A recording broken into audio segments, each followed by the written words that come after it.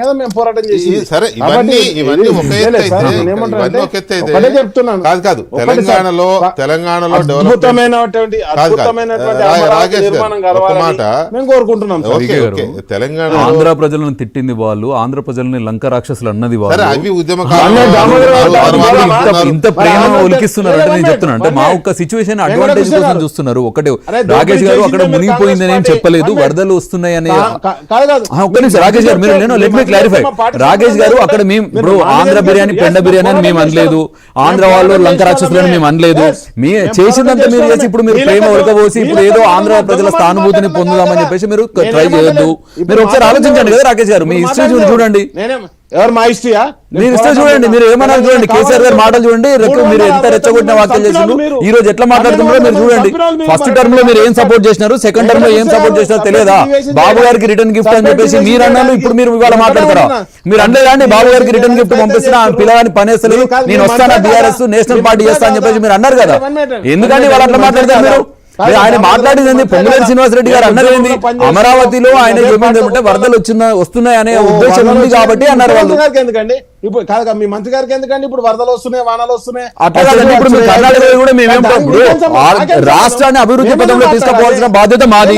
ఆయన ఒక కేబినెట్ మంత్రిగా ఆయన ముందుకు వచ్చిండు, ఆయన కేబినెట్ రెవెన్యూ మంత్రి. మరి ల్యాండ్ కి సంబంధించిన రేట్లు పడిపోతున్నాయి అని చెప్పేసి బీఆర్ఎస్ తెల్లారు లేస్తే డప్పు కొట్టుకుంటే తిరిగినప్పుడు మరి బాధ్యత మీరు ఇప్పుడు అన్నారు కదండి, అందరు బాగుండాలి అన్నారు కదా. మరి తెల్లారు లేస్తే రాజకీయం ఇప్పుడు ల్యాండ్ రేట్లు ఎందుకు అంటున్నారు? మీడియా రూపంగా ఎందుకు ప్రచారం చేస్తున్నారు?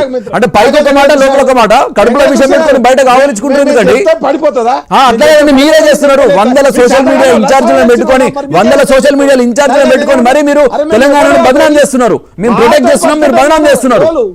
ఇప్పుడు మీ కౌంటర్ కి అది రియాక్షన్ ఇచ్చింది తప్ప స్వయాన పొంగులేటి గారు ప్రెస్ మీట్ పెట్టి చెప్పలేదండి. వీళ్ళు చేస్తున్న సోషల్ మీడియా అటాక్ ని తట్టుకోవడానికి మాత్రమే.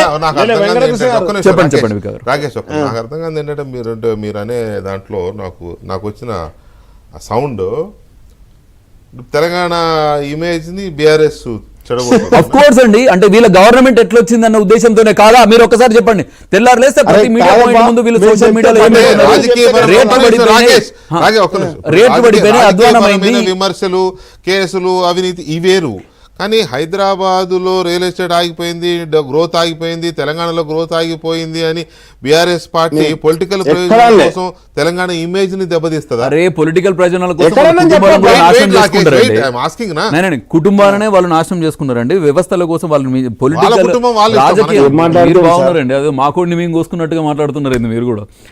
అట్లా కాదండి, అంటే వాళ్ళ దాంట్లో వాళ్ళు ఇప్పుడు వాళ్ళ కుటుంబాల కోసం వాళ్ళకు ఆ బంధాలు బంధుత్వాలు కూడా లేవు. ఒక కుటుంబ వాళ్ళ బాగు కోసం తెలంగాణను 10 ఏళ్ళు వాడుకున్నారు. మేము వచ్చి ప్రజలకు లేదు రాకేష్ గారు, మేము వచ్చి ప్రజలకు మంచి చేస్తామంటే కాదండి, ప్రజలకు మంచి చేస్తామంటే మీరు తెల్లారేసి సోషల్ మీడియాలో ఇది బాలేదు అది బాలేదు, రైతు బంధు 21,000 కోట్లు రుణమాఫీ చేస్తే కూడా దాన్ని వీళ్ళు అప్రిషియేట్ చేయరు. ఇలాంటి కుసంస్కారాలు అండి వీళ్ళు వీళ్ళు మాట్లాడుతున్నారు. ఎన్టీఆర్ స్టేడియం కూడా వీళ్ళు ఆనాడు వీళ్ళు డిమాలిష్ చేస్తామన్నారు, ఎన్టీఆర్ స్టేడియం కూడా డిమాలిష్ చేస్తామన్నారు. ఇవాళ మళ్ళీ ఎన్టీఆర్ స్టేడియం ఎన్టీఆర్ మీద మాట్లాడు. ఎన్టీఆర్ అంటే మీకు ఒక్కరికి కాదండి, తెలుగు జాతి మొత్తానికి గర్వకారణం. ఆ మాటకు వస్తే ఆంధ్ర కాదు మొత్తం దేశం మొత్తం ఆయనకు ఫ్యాన్స్ ఉన్నారు. మేము కూడా ఇక్కడ ఒక పాయింట్